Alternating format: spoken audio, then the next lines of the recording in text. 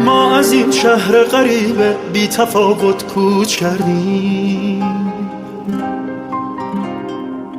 از رفیقا زخم خوردیم تا یه روزی برنگردیم. خونمون رو دوشمونه، ما یه آه دور گردیم. ما واقعا با هم چه کردیم؟ ما غنیمت‌های بی رؤیای این جنگای سردیم. زندگیمون کو ببین، ما کشته های بی نبردیم.